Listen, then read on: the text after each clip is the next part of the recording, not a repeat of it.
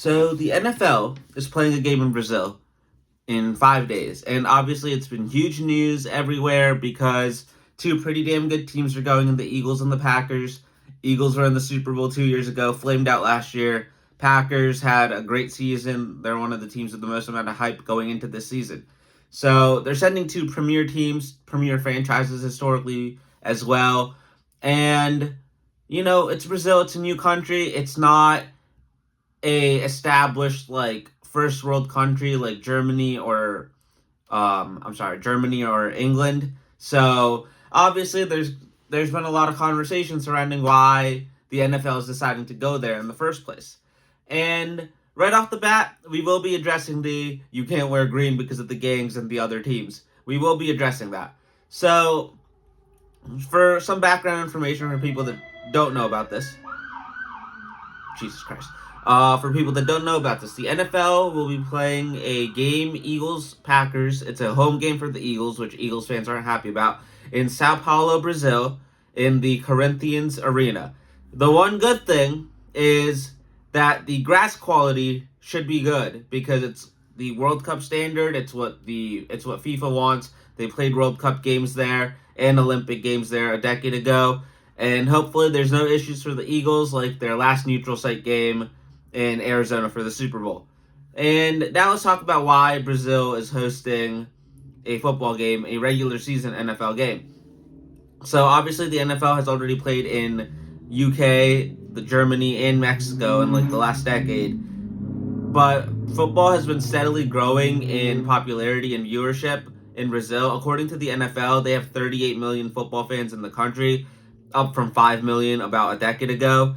And another big reason is that, people's GOAT, people, arguably the most famous football player, Tom Brady, who was he married to for a really long time? Gisele Bündchen, one of the most famous Brazilians of all time. In fact, she was part of the opening ceremony for the 2016 Olympics. That's how famous she is and beloved she is in Brazil.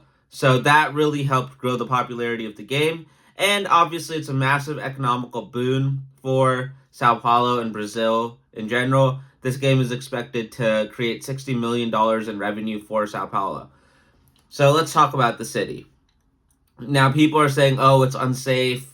Oh, this, that, violence. Like, players shouldn't leave the hotel. Like, some players said it themselves, Devontae Smith, A.J. Brown, as y'all heard earlier. But Sao Paulo is actually one of the biggest cities in South America. It is the business and financial hub of Brazil. And, some people say it's the New York of Brazil. So, you go to New York, you're in certain neighborhoods, it's immaculate. Like, you're having the time of your life. Now, you take a wrong turn here or there, and then you're like, oh, shit, let's get out of here immediately.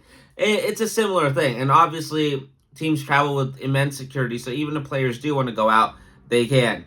But they most likely will not have time for that, and here's why. So the Eagles plan on spending 60 hours total on this entire endeavor. In those 60 hours, they're going to spend 20 hours on a plane, and they're going to play a football game. So this isn't a situation like London where, most of the time they go like a week before to get acclimated to the time zone and let the players sightsee and explore. One of the biggest reasons for that is that the time difference isn't major. It's only an hour between the east coast of the United States and Sao Paulo. So it's even better than, playing in LA. Now, for the Eagles, it's a 10-hour flight one way and then a 10-hour flight back on Friday night right after the game. Packers, on the other hand, they are going to have to take a 3-hour bus to Milwaukee from Green Bay and then fly to Brazil and then play the game, everything, fly back, 3-hour bus back to Green Bay. And you might ask, why? Do they do this for every game? No. This is a special occurrence because obviously they need a large plane to get to Brazil, and a plane of that size cannot take off from Green Bay's airport because they don't have the infrastructure to support a plane of that size because it's a small regional airport. So obviously everybody loves Green Bay, the charm, Lambeau Field, Titletown, everything. This is a major hindrance for them in this week. So the Eagles have a massive advantage off the bat just because of that alone. So factor that in when you gamble on that game. Gamble responsibly. And now the biggest controversy, the biggest everything, the color green.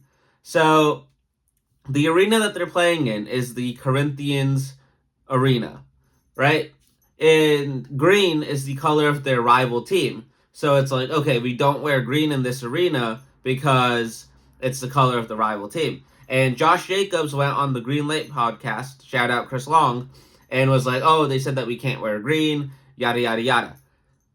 If you look at what the Packers uniforms are for this week, and there'll be an image over here. If you look at the Packers uniforms, they're wearing green because they can wear green. It was misinformation that they couldn't wear green and like, oh, it'd be a whole thing if you wore green. That wasn't really true. And once again, most likely, very good security is going with these teams to Brazil because I don't think anybody wants anything to happen.